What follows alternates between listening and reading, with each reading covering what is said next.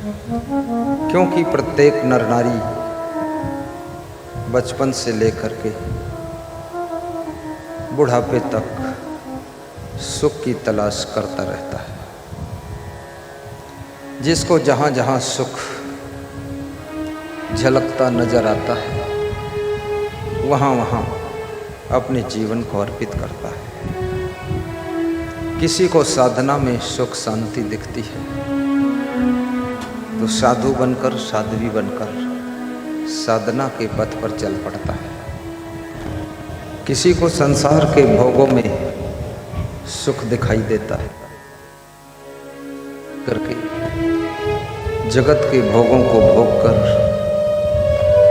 सुख की तलाश करना शुरू कर देता है।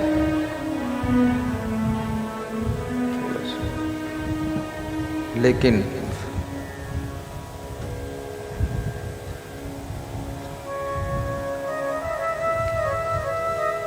संसार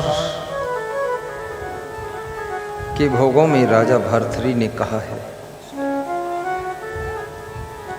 कि भोगों को भोगते भोगते उम्र ढल जाती है परंतु भोगों में सुख नहीं है। भोगों में सुख ऐसे दिखाई देता है जैसे गर्मी के महीने में डामर रोड सड़क पर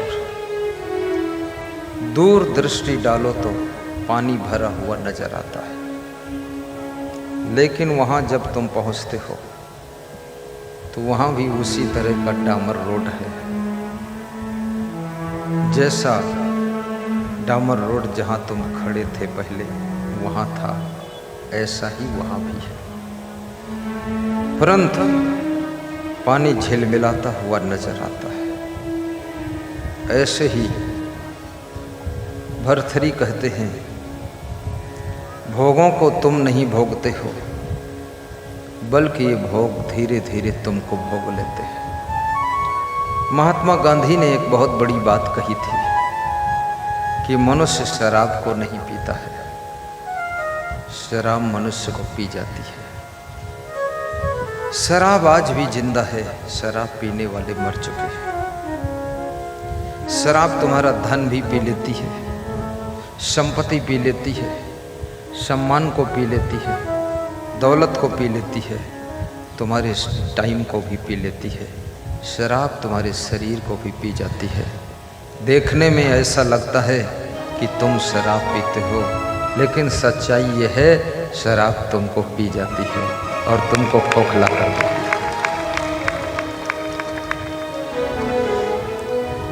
कबीर साहब कहते हैं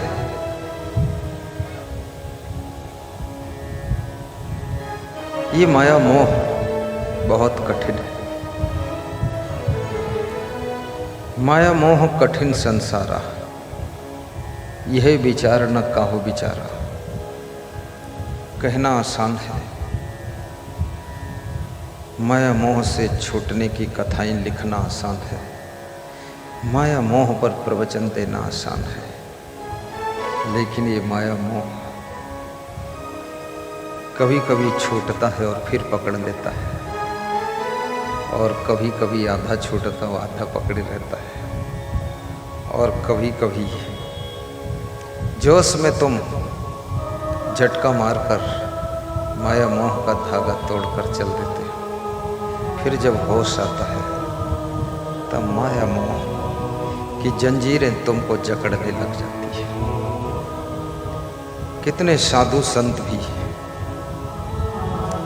सब छोड़कर माया मोह से नाता तोड़कर साधु का भेष धारण करके बहुत दूर निकल गए, हजारों कोस दूर। लोगों को अपनी कहानी भी सुनाने लगे कि हम इतनी दूर छोड़कर चले आए। धीरे धीरे भीतर भीतर माया मोह फिर से जागृत होने लगा। आश्रम बनाया था,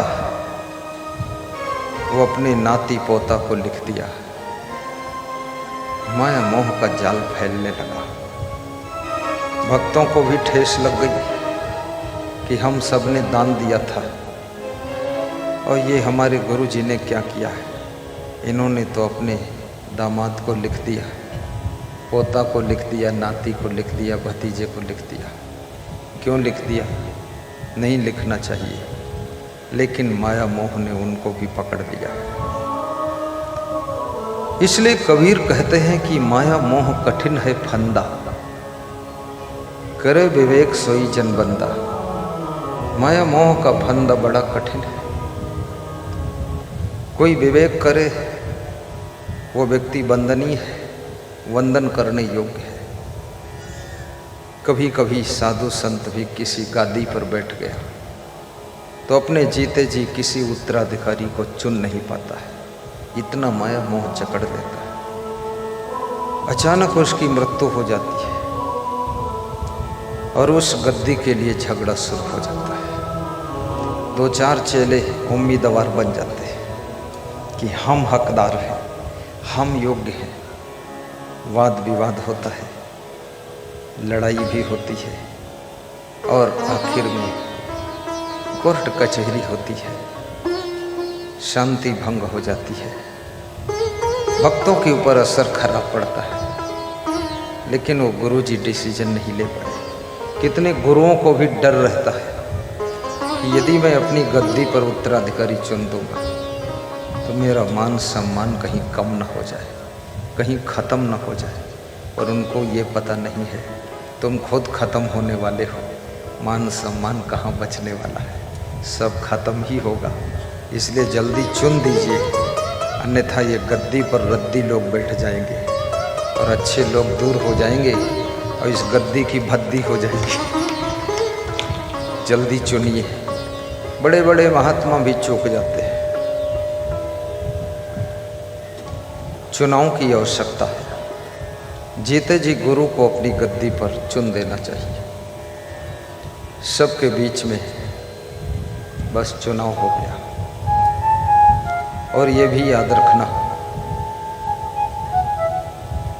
कितनी राजनीतिक पार्टियों में भी ठीक से उत्तराधिकारी नहीं बना सके, गद्दी के लिए विवाद हुआ। जिनको गद्दी मिलनी थी वो साइड हो गए और दूसरे लोग तिकड़म बना के गद्दी पर बैठ गए। पार्टी पूरी दूसरे के हाथ में चली गई। इसलिए विचारवान बनो, विवेकवान बनो। माता पिता को भी जब बहुओं के बच्चे हो जाए और तुम्हारी बात कोई सुने ना, घर में सभी मालिक बनने लग जाए, शीघ्रता से बंटवारा